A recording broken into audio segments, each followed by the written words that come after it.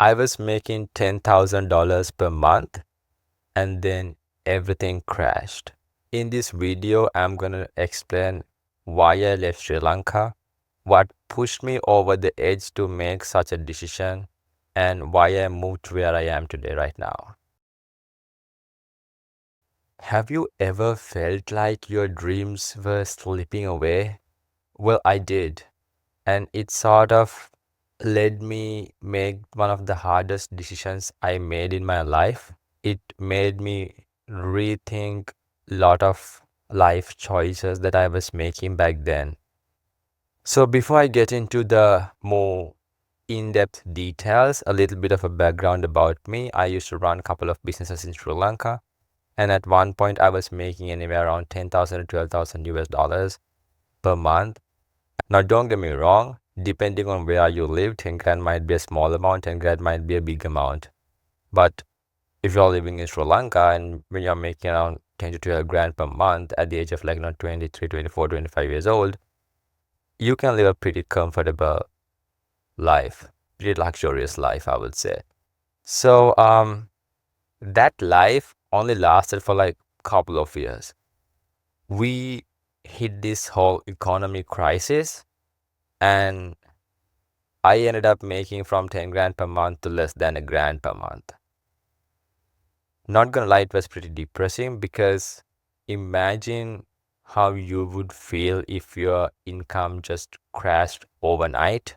And many of you might have faced similar setbacks, but let's talk about turning that pain into a purpose, because that's exactly what happened to me. Because all these incidents that was happening in Sri Lanka made me rethink my life choices, made me rethink my dreams, made me rethink the definition that I want to give for my success. Not only just for my success, but for my family, my mom, my dad, my brother, my future wife, my future children, like all of these things. And I realized that I needed a better environment in order to achieve my bigger dreams. So, do you think that if I stayed back, I could have done better? Well, I don't know. I will never know. But some say staying in your home country is safer. And yeah, I mean, yes, I would agree. Like, yeah, it's safe because I mean, you know everyone. Um, you have a safety net. So yeah, it's safe. But I would argue it's a trap if you have bigger dreams. I would say it's a trap if you are serious about your bigger dreams. Some may agree, some may disagree, but I decided that I'm gonna move out. I'm gonna position myself in a better environment. It's like pretty much positioning yourself where your back is against the wall. And I don't regret it honestly because I knew I had to do it. I knew in my gut I had to do it. And I was looking into the options that where I could go, where I could position myself. And the funny thing is, when you have a Sri Lankan passport, like the options you have are very limited. Like Sri Lankan passport is one of the shittiest passport. Trust me. Anyhow, I had two options: either I'm going to Dubai or I'm coming to Australia. And I went to Dubai instead for a couple of weeks. And don't get me wrong, like Dubai is an amazing country. It's one of the safest countries in the world. It's a tax haven. I mean, when you're doing businesses, it's one of the best places to do businesses.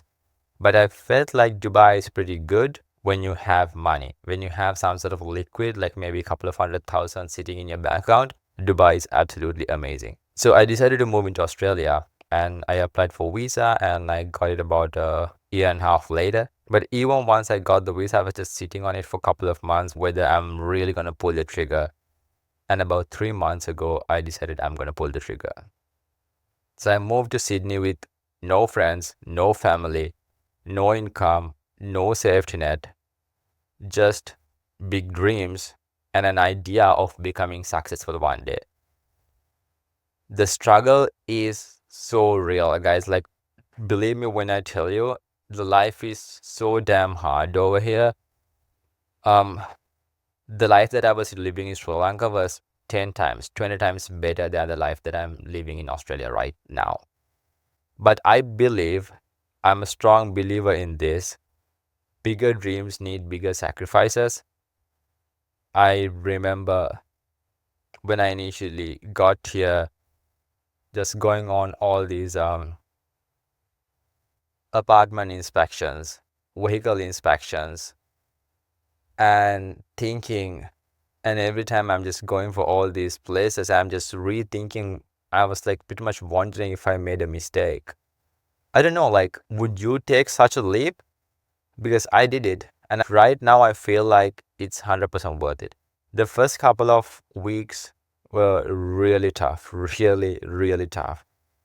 And I'm not saying that it's not tough anymore, but I'm getting used to things. I'm learning things. I'm getting used to the people. I'm getting used to the culture over here. I'm starting my own thing. Yeah, so it's getting a little better day by day, but I'm putting in the work. It's not easy. It's not easy. And I feel like this is one of the reasons that most people don't want to take that first leap. Most people don't want to take that first step. I'm not saying the first step is going to be leaving your country or leaving your hometown. I mean, the first step could be, depending on your situation, it could be something like leaving your job, like 9 to 5 job, and it could be anything pretty much. It's impossible to say, like, how it's gonna be, but at the same time, people need to understand the fact, if you don't take the first step now, it's just gonna get harder and harder to make that first step in the future. And if you are in an age you don't have much life commitments, I would say it's much easier to make that first step. Like, if you're not married, if you don't have kids, it's pretty easy to, like, leave your 9 to 5 job and, like, start something by your own. But when you have those commitments, it's really difficult to, like, just leave your job and start a business by your own, whether you don't know whether it's going to become successful or not. So it is a big leap, but I took it. I left everything back in Sri Lanka and I decided, okay, I'm going to start from ground zero again. And it's been a crazy roller coaster, and I believe that it is 100% worth it. I strongly believe that, because the thing is this, most people will not say this out loud. You got to do what you got to do in order to become successful. You have to have certain level of discipline. You have to have certain level of work ethic in order to become successful. I see most people are really motivated. They see a lot of things on internet. They see a lot of success stories on internet, so they are motivated. People are motivated, but they are not willing to put in the work.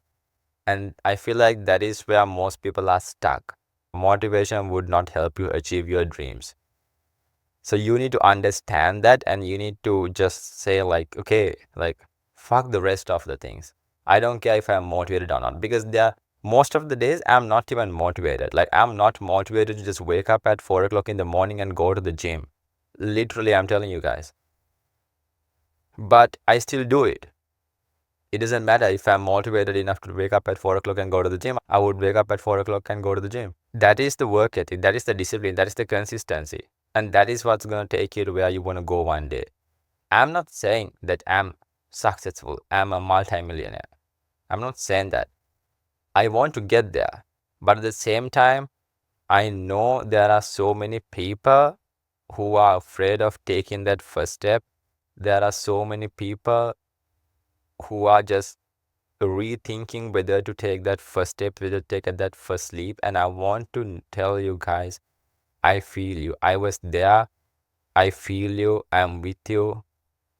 And believe me, if God has put an opportunity in front of you, it is 100% worth taking that risk and grabbing it. Because I'm a strong believer in this, that God wouldn't put dreams in you unless it knows you have the capacity, you are capable of achieving them. It's all about whether you are willing to put in the work in order to become successful and achieve all your dreams. It's all about whether you are willing to stay disciplined and be consistent in order to become successful and make your dreams come true one day. So I feel you. I believe you. The taking the first step is the hardest.